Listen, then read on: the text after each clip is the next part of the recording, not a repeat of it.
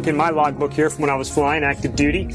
I can go look at March 8th, 1999, and I see I flew aircraft number 159619, this exact aircraft right here.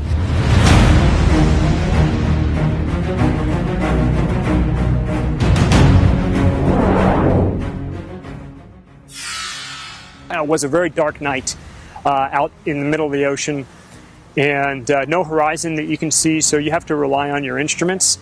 We were a wingman, so we were flying in formation, but as you come back for a night trap aboard a ship, they stack you up behind the ship, and one comes down at a time, about one every minute.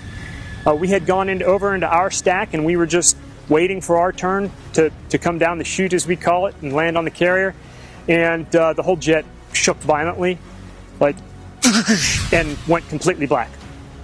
It was a total electrical failure. The jet's still flying, the engines are still running. We have steam gauges, we call them, some of these things right here that do AOA and pressure to tell us our airspeed. But we had no electronics, nothing that we really need to land aboard the carrier as a solo.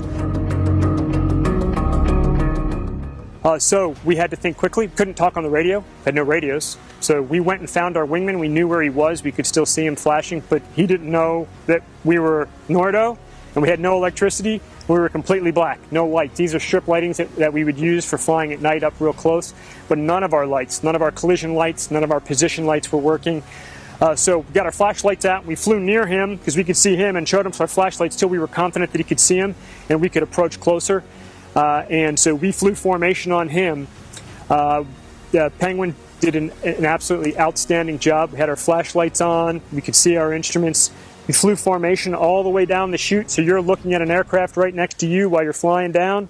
And then right about 10, 15 seconds before landing, black night, no horizon, they flash their lights in the lead aircraft, they pull away, and you transition to the aircraft carrier. You got some rabbit lights, you got a meatball that tells us what angle we're coming in to land, and about the time that I'm telling this story, we trapped aboard the carrier safely. Wingman was up ahead in case we boltered, as we call it. We missed a wire, we took off again, we could fly formation on him again. But we trapped, and I tell you, that's the most adrenaline I've had in my life. I didn't sleep well that night, you know, your body's shaking a little bit. But she brought us home.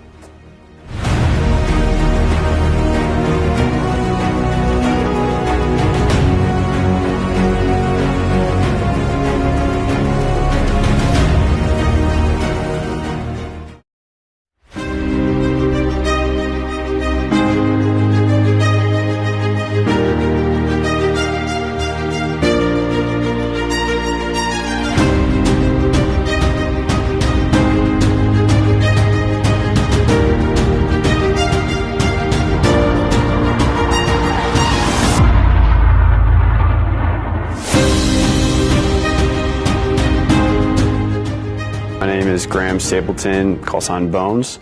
My grandfather was a pilot in World War II. My father was a naval aviator. My grandfather on my dad's side was an air crewman in a B-17 in the Korean War. So the military is a little bit of a family deal. Top Gun was born from an unacceptable kill-to-loss ratio in the Vietnam War. We had a kill-to-loss ratio of 2-to-1, meaning that for every 2 kills that we scored, one of our own friendly aircraft was shot down. When the first graduates came back to the Vietnam War, that kill-to-loss ratio went from 2-to-1 up to 12-to-1, and it helped turn the tide in the air wars.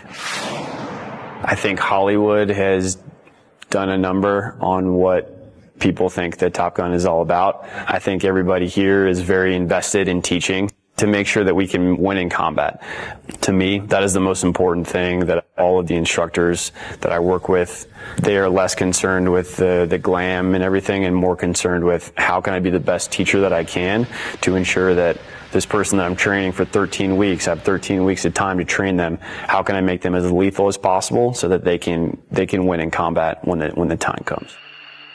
That is what having the patch means to me, is that you are a gifted instructor and you can teach people that come through these halls so that they can be a force multiplier when they go back to the fleet. So we're teaching the teachers who then go out, teach everybody how to be better at tactically executing aerial combat or air-to-surface employments. By creating somebody who is very talented and who also can teach very well, that person can then leave the course after having learned all that information and go out and teach other people and make the entire fleet better. So you never know who's going to be called upon to take that shot. You need people that are focused on warfighting and teaching everyone so that the entire level of the fleet gets raised so that we can win.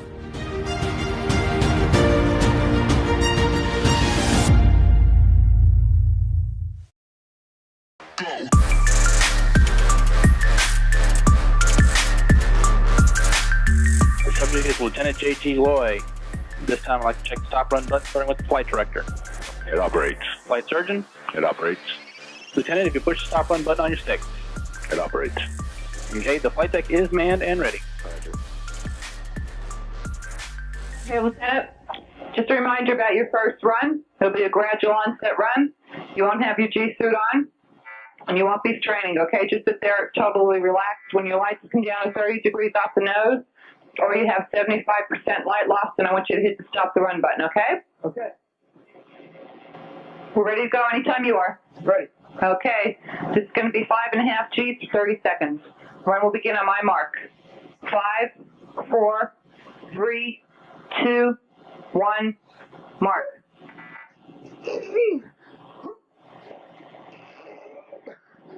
Okay, hold it for 3 seconds. 1, 2, 3. Okay, you're on top. Look off, look for some of the light loss. Try to hold that air in.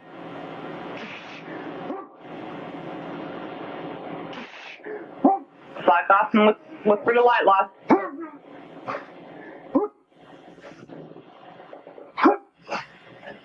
Okay, relax, you're down. Okay, it's 7.5 to 15 seconds. Run will begin on my mark. 5, 4, 3, 2, 1. Exchange. 1, 2, 3. Change. Looking good.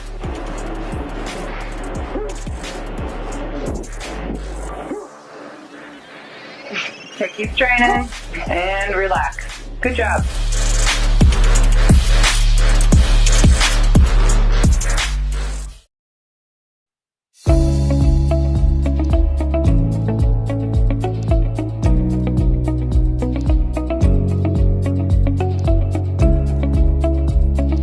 I'm going to talk to you about some of the patches on my flight jacket. Very personal thing, personalized by squadron, personalized by individual. Our squadron had a very specific patch that we used on our left side here. It's a Tomcat with the stars in there, multicolored. Had our squadron VF-213 and had Tomcat underneath the patch with the traditional Tomcat there. Coming across right here is always the same thing. It's your warfare designator. Here in my case, a set of Naval Flight Officer wings. I've got my name on there. The squadron designator is always over here. Some folks that flew in multiple squadrons, you know, they'd stack up their patches right on top of them. Pretty cool. Over here, a standard patch we wore on our flight suits for the Black Lions. This is a nice big triangle patch with a Tomcat on it. And then I've got 2 more here that are my personal patches for traditional, when you get 100 traps or a Centurion on a carrier. You get a patch. And so I have 100 traps on the Kitty Hawk for my first cruise, and I got 100 traps on the Carl Vinson for my second cruise. All right, so you see them talking in the movies with their mask off. It's not going to work. So you're looking at a mask that I flew for all my flight hours I used. It's got a microphone right on the inside as oxygen comes through the tube. It's connected to the jet. Also has the electronics for communicating through there. So if this thing's just hanging out, it's very loud in the Tomcat, it wouldn't work. So if you did have it hanging off on one side, you'd just push it up with your elbow, stick it over your face, make your radio call, and then let it hang back down.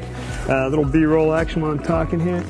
So this is nice big cutout here for visibility. So if you're looking for somebody, you're looking out, you get very good visibility everywhere on here. You know, like I said, if it gets sunny, you put it down. If it's not, you can put it up. All right, after a great flight dogfighting, tearing into somebody, training, flying fast, pulling G's, having a great time, you get back to the paraloft, you got to get everything off.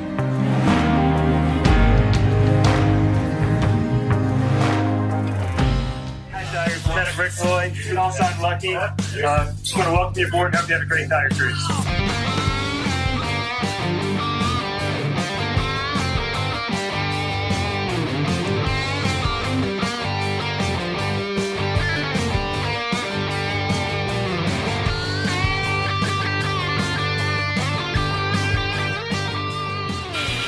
Go Black Hot. See if we can get it now. Keep it going. The bus came off, huh? Sure did. Left, 9 o'clock. Still your position. Laser's firing, looking good. Blind. Both of them right there. They're right together. Still 6-1 for time.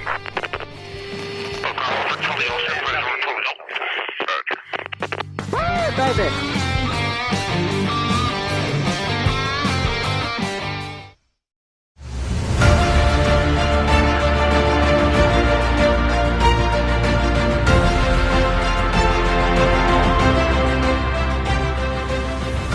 My name is Lieutenant Phil Murphy. I was inspired to become a pilot because it's kind of a family business. My dad and grandpa were both naval aviators, and then the inspiration had come from Top Gun, and told all the great stories about the training that we get here and everything, and then how much fun it is to be an instructor and how rewarding it is. So that's kind of how I went down that road. In terms of graduating students that meet the bar here to earn the Top Gun patch, all of the instructors work to an extreme level on a day-to-day basis to make sure that all of our students will graduate at the appropriate level. So it takes a ton of work from every single instructor on staff in order to ensure that every single student graduates at that bar. Brotherhood, camaraderie, teamwork, all things we're very familiar with here. So Top Gun, since it was founded in 1969, has been an organization led by junior officers. We use a peer leadership structure here, which essentially just means that we require everybody to do their job without being asked, if you will. So we get a group of people here as instructors that show up every day motivated to teach, motivated to be experts in their area of expertise. So in terms of legacy, I don't want to be specifically remembered. I just want to be a contributing member of one of the generations of Top Gun instructors that carried the overall legacy of the institution forward and handed it off to the next group in good terms. So the story of fines regarding quoting the Top Gun movies is true. The new movie was actually really cool because a lot of the flying shots are real. And a lot of the flying was executed by other junior officers, so it's in keeping of the tradition of Top Gun being a JO-run organization. And we had fleet aviators from all over the country contributing to those flying shots that were in the new movie. My name is Michael McBride, call sign Shady. I'm the current Top Gun executive officer. What inspired me to be a Top Gun instructor was I grew up in Kingsville, Texas, small town. Near a jet training base, and my dad is a retired Navy chief. I grew up watching jets fly over my hometown, as well as my dad was a huge inspiration for me to fly aircraft. The way that we operate here at Top Gun is this organization is mainly driven by lieutenants or basically junior 04s. My job clearly is to support them in running the Top Gun course and running the Top Gun syllabus. In that, we have very high standards for the course. So a normal Top Gun instructor is here for approximately 33 to 36 months. The instructors at Top Gun are here to do one thing and one thing only, and that's teach others to win in combat. We want to make the most lethal aviators across the Department of Defense. Most days for a Top Gun instructor run between 14 to 16 hours here. That includes flying, instructing the course, or for that matter, in the simulators working to get better. We pride ourselves on 3 traits for a Top Gun instructor, and that's humble, credible, and approachable. Not just for our Top Gun IPs, but also for our graduates that go out to the fleet. I think there is a brotherhood that definitely exists, and I think that comes from having a very high-functioning culture with top-performing individuals coming in every day and working with kind of the best aviators in the U.S. Navy drives you, motivates you, obviously, clearly to be better, and sets a culture of almost kind of like continuous excellence or continuous pursuit of perfection in everything that we're doing with respect to like aerial combat. I think that the new movie Maverick that came out, I think some of the flying scenes in there were incredible. They were flown by actual lieutenants and fleet aviators. which is important because in the U.S. Navy, that's where all of our talent is. That's where we push it to. Those are our leaders. Those will be our combat performers. So the fact that they had the opportunity to participate in that flight and fly the actors, I think, was a very unique experience and not something that we've seen, more so than the previous movie that actually took place. So I think they did a very good job with it.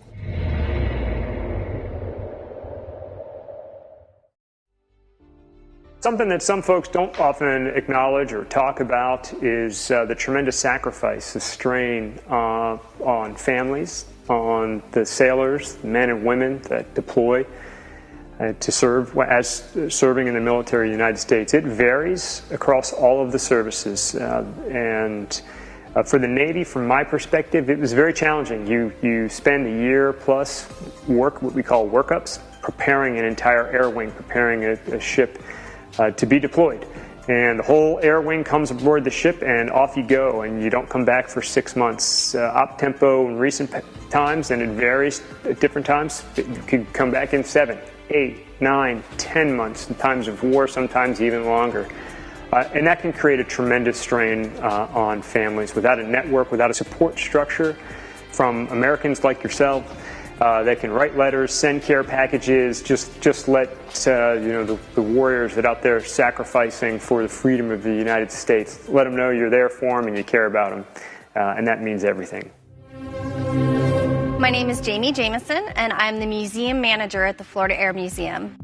So I grew up, I'm a military brat. My dad was in the Navy, so some of my earliest memories are watching movies like Top Gun and going, oh, there's Dad. There's Dad. Every character was Dad. And then going out to the runways at North Island in San Diego and watching the aircraft take off and land and waving at the pilots. So the sound of the aircraft, even it's kind of funny, the smell of the oil, all of that brings back memories of my childhood and just makes it feel like home when I'm here. I've been with the Florida Air Museum for about 3 years. I started in September of 2017. The museum itself is made up of a collection of assets. They're either artifacts that belong to people or individuals, but really help to tell the story of aviation in the state of Florida. I love having student groups in here. We talk about a pilot named Ruth Elder, and she was a female pilot from Lakeland that tried to make the first transatlantic crossing before even Amelia Earhart does.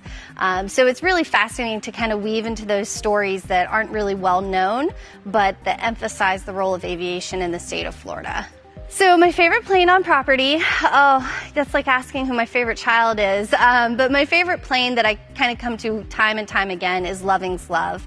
It's a great little aircraft. It is a replica of an original design by Neil Loving, and Neil Loving was a pilot who had lost the use of his legs in a tragic glider accident, and he specifically designed this aircraft so that he could fly it with his limited leg use. What's really cool about the story is that this replica is actually built by an SR-71 pilot. His favorite thing was this story about this little racing airplane that Neil Loving built, and he loved it so much that he built his own replica. He actually flew it to visit Mr. Loving and show him, I was so inspired by you, here's what I built. So one of the great things about the Florida Air Museum is we have our own on-site restoration building. The Bueller Restoration Building works on the aircraft that you'll see on display in the museum, as well as some of our flying assets, meaning aircraft that we can take flying individually. Really interesting project that they're working on right now is called the Spirit of Lakeland. And the Spirit of Lakeland is a partnership with Able Flight that allows those with varying disabilities the opportunity to earn their private pilot license. We're very fortunate to have 3 Navy aircraft on loan for the United States Naval Aviation Museum in Pensacola. They include the Sea Dart, the Vertical Riser, and of course the F-14 Tomcat.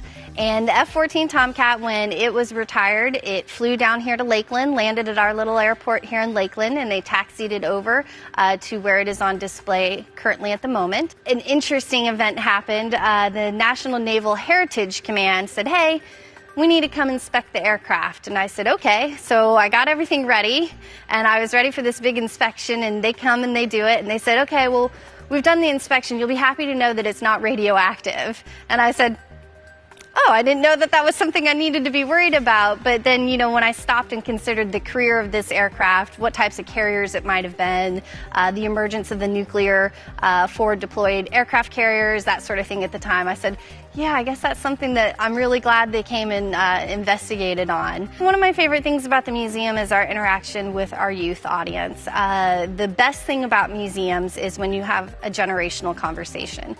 So you have older members of society bringing their younger grandchildren, nieces, nephews, and they walk around the museum and they can talk about, oh, I built an airplane like that, when they're looking at the experimental and the kit.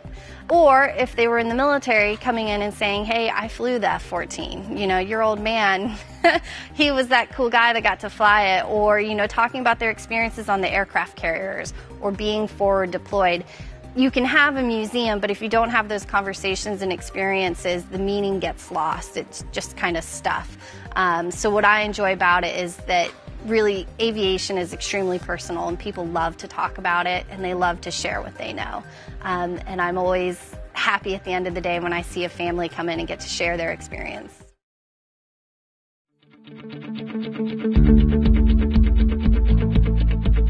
One of the nicknames they gave the Tomcat over the years was the turkey. Because it's got these big wings, swings out, it kind of looks like a turkey flying down low.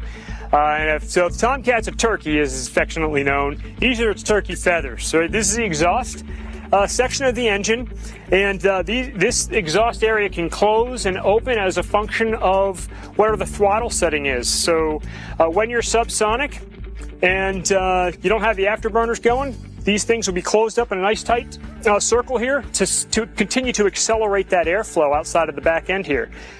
And this whole big section back here in the engine that you're looking at, you know, from here halfway forward there is an afterburning section, pretty much throwing raw fuel into the back end, lighting it off, call it the afterburner or the blower, or light the cans as we like to say.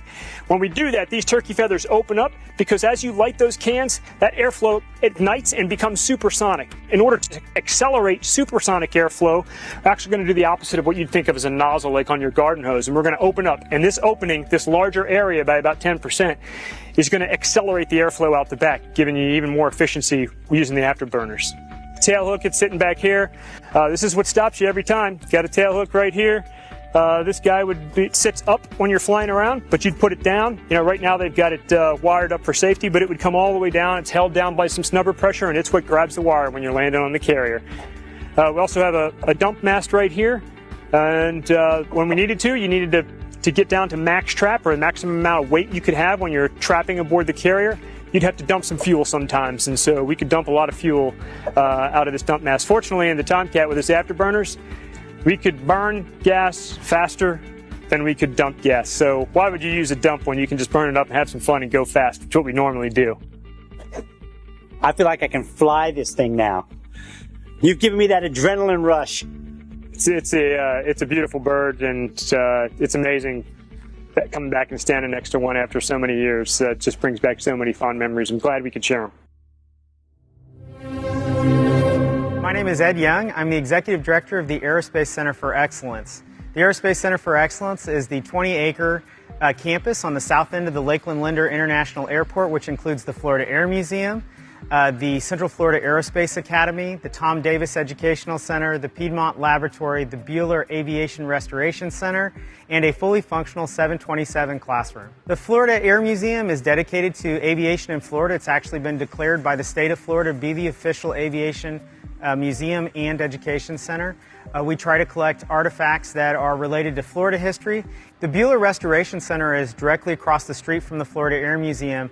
In April of last year, we received a giant box with hundreds of parts in it, and we are now constructing an aircraft. And that aircraft is being specifically designed to help people with disabilities, particularly paraplegics and quadriplegics, learn how to fly. The program that we're using, Able Flight, has put wings on over 100 pilots so far that have disabilities. The great thing about the program is that when you're in the air, you are simply a pilot. You are not a paraplegic, you're not a quadriplegic, you're a pilot. And the avionics are mounted into this and then mounted to a TV bracket. So basically what you can do is come up with your wheelchair, position yourself, put yourself in the aircraft, and then pull the avionics panel back across to you. There's also a bar right here that it's not back from the metal shop, but there's a bar right here that controls the rudders. That way, if you don't have use of your legs, you can still control the airplane. And then there's a center bar that controls the ailerons. So everyone who works in the Florida Air Museum has a different specialty or different interest. As it happens, I'm an aviation historian, and I love the ones that are tied deeply to history, including the Baby Laird, which was built in 1913 by Matty Laird, who became one of the most innovative individuals in terms of the golden age of aviation. He hired a few people that aviation people are familiar with: Clyde Cessna, Lloyd Stearman, and Walter Beach. The International Council of Air Showers has their Hall of Fame here. There are air show planes. In fact, there's an air show plane right above me, the Red Baron. I do love the Baby Laird. Matty Laird was absolutely essential in terms of Kansas aviation. Kansas is actually considered the air capital of the world because so many of the aircraft are still produced there. 85% of all of the general aviation fleet are still produced in Kansas. Well, Matty Laird, he was crazy if you think about it. He took parts off of a bicycle. He took a glider wing that he had, he put them together, and at the time, in 1913, he was earning $300 per flight, which is about 10 grand a day just to fly that thing. Katherine Johnson borrowed his next version of that called the Bone Shaker, and she flew it in China and Japan and really convinced people in that part of the world that that was a legitimate way to travel, air travel was going to be the next big thing. I do love that plane. I climb in it every time I get a chance. The other really super cool one, the Ford Flivver back there. So Ford really had this notion that they were going to create the Model T of airplanes, and they did a Ford reliability tour in 1926, 1927. They really thought that plane was gonna be parked in everybody's garage. The Pete and Pull, I love the Pete and Pull. So originally, when they built the Pete and Pulls, they used Model T engines, and the radiator would sit in front of you. So you had to land it by guess, by feel, by looking out the side of the plane because the engine was right directly in front of you. That plane flew in here, and all those awards that you see in front of that plane were awards that plane won because it was so cool. The design was so neat. And it was so true to the history. But that's a pretty amazing plane. The Florida Air Museum is a unique collection of specifically Florida items and then a little bit of militaria. So you have a chance to walk into the history of Florida, trace the roots of some great aviators from across the state, see some of the airplanes that really made a huge difference in terms of the development of aviation. The very first commercial flight, most people don't know, was a scheduled flight in Tampa Bay. It was a seaplane that flew from one side of the bay to the other.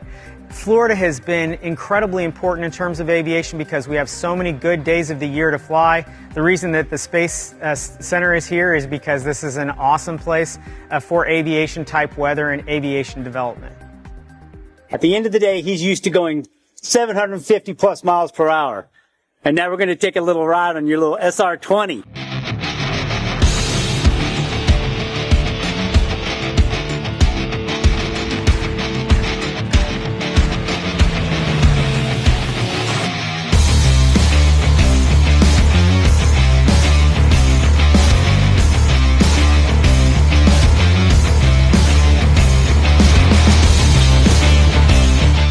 Up and away.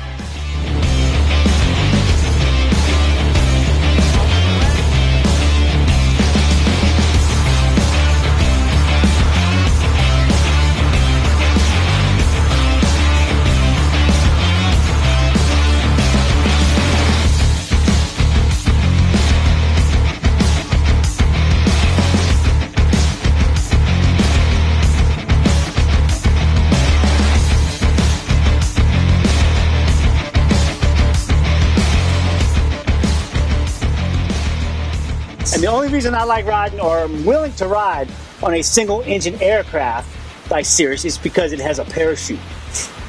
Over 500 feet, right? Over 500 feet. See? I should be a pilot. He's ready to go. I'm qualified. You're qualified to make that thing happen if you had to. Lucky. We don't ever want to use that, though. That would be unlucky. I'd rather go in one of these, though. You're going to make that happen? We're going to try. F-35? No, that's single seat only. Oh, is it? F-18F. F-18F. Let's go. Thanks, bud. Right on. All right, let's go drink. Nah.